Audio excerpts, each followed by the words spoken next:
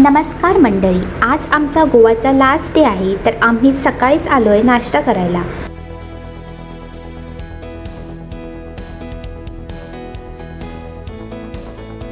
नाश्ता करून बाबा आणि चिऊ गेले स्विमिंग करायला. चिऊसाठी नवीन ट्यूब घेतली, ती त्यात एन्जॉय करत होती. तिला पाण्यामध्ये खेळायला एवढं आवडतं ना, एकदा आत गेली की बाहेर पडायचं नाव नाही काढत.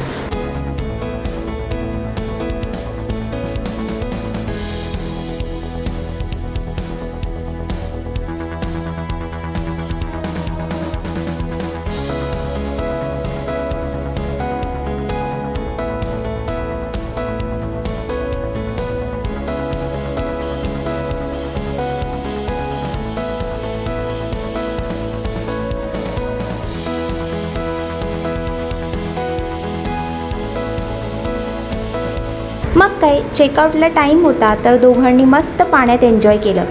बाबाने स्विमिंग क्लास पण घेतले.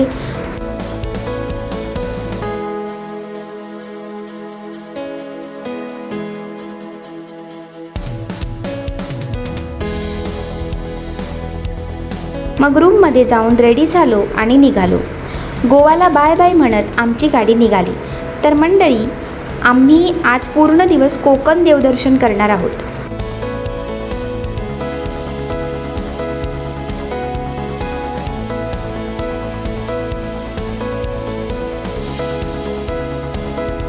तर आता आपण आलोय रेडीला.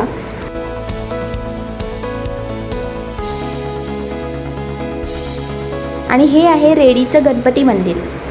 ओटी घेतली आणि आत आलो. सुमारे 6 फूट उंच आणि 3 फूट रुंद अशी मोठी गणपतीची मूर्ती आहे. आणि याचं वैशिष्ट्य म्हणजे ही मूर्ती 1976मध्ये खाणकाम करताना सापडली, म्हणून याला स्वयंभू गणपती देखील बोलतात. मंदिराला लागूनच समुद्रकिनारा आहे. शांत वातावरण आणि निसर्गरम्य दृश्य मनाला खूपच प्रसन्न करतं. चला तर मग करूया बाप्पाचं दर्शन.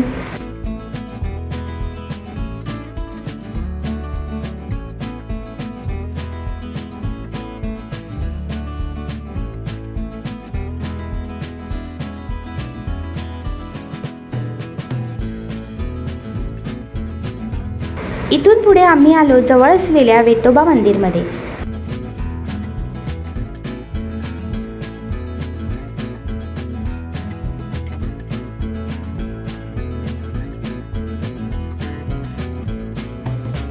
तर हे आहे आरवली गावातील देव वेतोबा संस्थान.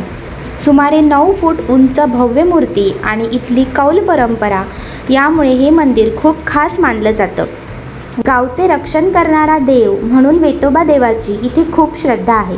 चला तर मग करूया दर्शन आणि अनुभवूया इथलं शांत वातावरण. भक्त नव्या चपला अर्पण करतात. वेतोबा रात्री गावाची रक्षा करतो अशी इथल्या गावातल्या लोकांची श्रद्धा आहे.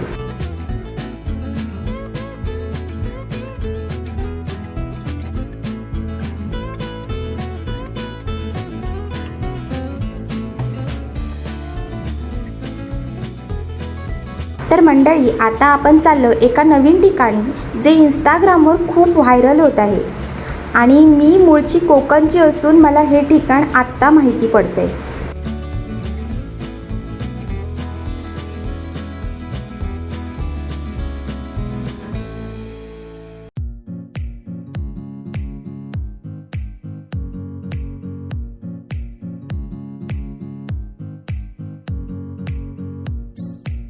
चला तर मग तुम्हाला पण दाखवते.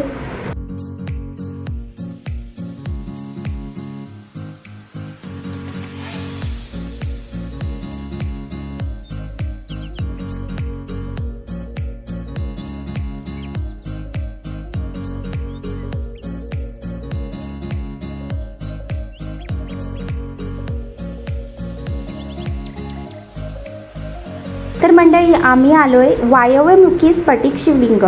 हे भारतातील सर्वात मोठे शिवलिंग म्हणून ओळखले जाते. हे शिवलिंग मालवण तालुक्यातील सुकळवाड या गावात आहे. आणि हो, हा शिवलिंग चक्क हिमालयातून आणला गेला आहे. खूप शांत आणि निसर्गरम्य परिसरातील हे शिवलिंग पाहून मन एकदम शांत होते. तर मग तुम्ही कधी येताय दर्शन घ्यायला? इथून पुढे आम्ही जेवण केलं आणि निघालो माझ्या गावी. तर मंडळी, हा होता आमचा आजचा दिवस. तर ब्लॉग कसा वाटला नक्की सांगा आणि चॅनलला लाईक, शेअर आणि सबस्क्राईब करायला विसरू नका. भेटू पुढच्या ब्लॉगमध्ये लवकरच. तोपर्यंत बाय बाय.